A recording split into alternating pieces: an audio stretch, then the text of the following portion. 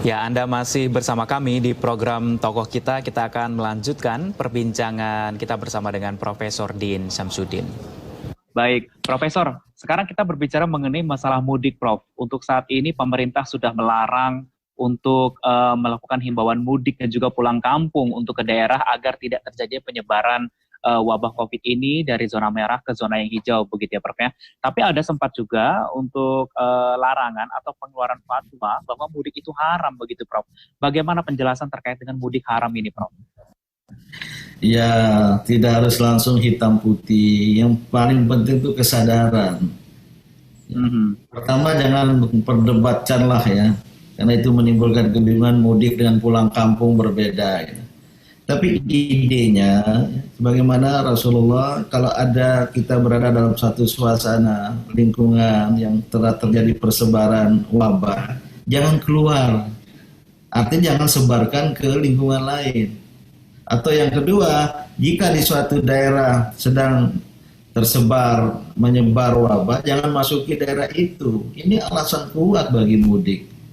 Karena mudik itu ya dalam skala besar, di perjalanan sampai di kampung halaman, datang dari daerah-daerah tertentu, mungkin dari kota, ya boleh jadi membawa virus. Kita tidak tahu sekarang, karena virus ini ada masa inkubasinya cukup panjang gitu. Maka pada hemat saya ya, ritual mudik yang penting itu ya, kalau sekedar festival ya itu bisa ditunda. Kalau kemudian dikaitkan silaturahim kepada keluarga, pada orang tua, kaum kerabat, bisa ditransformasikan, dialihkan dengan cara-cara lain. Seperti lewat cara ini ya. Secara online, seperti ini justru menjadi lebih akrab ya.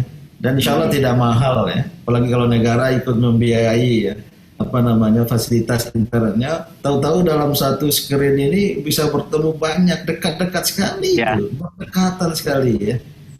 Walaupun tidak secara fisik, secara jasmani ya gitu. Itu tergantung kita yang memaknai kehidupan ini, memaknai tradisi-tradisi yang kita lakukan selama ini. Pada hemat saya ya, khusus untuk tahun ini Allah mendatangkan bagi kita musibah, kita berpikir dengan cara lain, jangan kehilangan atau kekurangan makna di dalam beragama, baik beribadah maupun bermuamalah ya. Mudik, silaturahim keluarga itu adalah muamalat ya. Insya Allah tidak kekurangan. Syiarnya pun bisa dilakukan, apalagi kalau media massa kita, TV-TV kita ya, menyiarkannya. Mungkin ya secara acak random dipanggil seseorang ya yang masuk ya, gambarnya ke studio, kemudian dia hubungkan dengan keluarganya di kampung halaman. Wah, betapa bahagianya itu. Dan mungkin dia ingin terulang setiap tahun ya, cara mudik dan silaturahim seperti itu gitu. Nah ini menurut saya tidak berkurang sedikit pun, dan jangan sampai berkurang ya, makna dari beragama dan juga termasuk syiar dan kesemarakan di dalam menjalankan tradisi-tradisi keagamaan.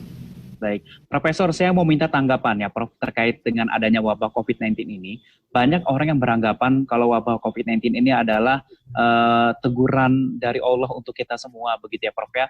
Dan kemudian ini juga banyak yang mengkaitkan dengan tanda-tandanya akhir zaman. Ini dari pandangan Profesor bagaimana, Prof? Ya, kalau akhir zaman itu sudah ada tanda-tanda disebut oleh Al-Quran dalam Al-Hadis. Cuma dekat tidaknya itu kan kita tidak tahu ya. Maka lebih bagus nggak usahlah kita berdebat soal tanda-tanda itu. Yang penting kita menyiapkan diri untuk mati dan menyiapkan diri jika terjadi kiamat suatu waktu gitu. Nah, dengan kondisi seperti sekarang ini ya, maka yang paling penting tadi berkali-kali saya sebutkan ya, kita mengambil hikmah dari balik musibah. Karena musibah ini sesuatu yang negatif terhadap diri kita. Yang kedua, dia menjadi bala ya, yaitu ada ujian dan cobaan di dalamnya. Walanabluwannakum bisyai'in minal khawfi, ada ayat Al-Qur'an itu. Ujung ayat itu wabashir sabirin, berkabar kepada orang sabar. Siapa orang sabar? Alladzina qalu idza asabatu musibah qalu inna lillahi wa inna ilaihi rajiun. Jangan sekedar ucapkan, hayati, kembali kepada Allah. Nah, yang ketiga, musibah bala ini bisa berubah menjadi fitnah. Bukan fitnah dalam bahasa Indonesia. Al-fitnah itu adalah ujian, cobaan juga. Tapi yang kemudian bawa kita itu bersengketa, berkonflik. Sekarang ini sudah ada gejala konflik. Memperdebatkan soal agama, kemudian main pokok pikiran segala macam.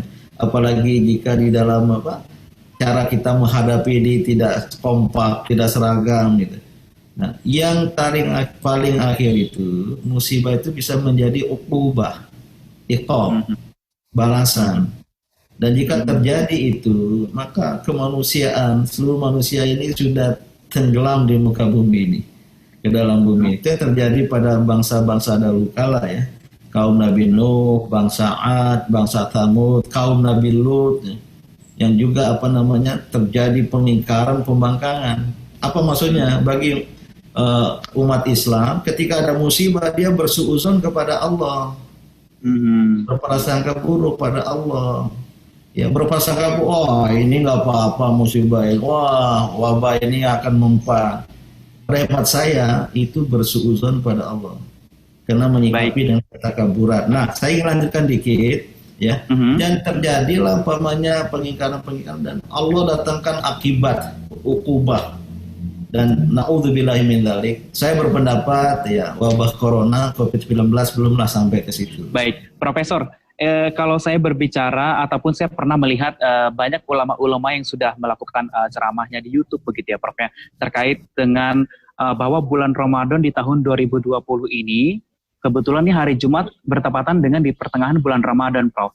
Yang banyak tidak tahu ini sahih atau tidak, tapi banyak yang beranggapan bahwa akan terjadi sesuatu begitu.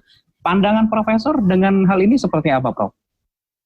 Saya berkeyakinan insya Allah masih sayang pada kita, maka belum terjadi kiamat. Walaupun tadi banyak yang menyebarkan, sejak dulu pun sudah ya, ada yang meramalkan tanggal sekian, bulan sekian, tahun sekian akan terjadi kiamat. Alhamdulillah belum gitu ya. Ya kita yakin akan terjadi kiamat. Dan yang kedua ya sekarang beredar di masyarakat setelah terjadi ad-dukhon, asap dan sebagainya, maka jika terjadi seperti itu larilah ke puncak gunung ya. Tidaklah seperti itu. Udahlah, ini musibah wabah di hadapan kita, kembali kepada Allah, tingkatkan ibadat kepadanya, ikuti perintah-perintahnya, itu cara kita menghadapi itu.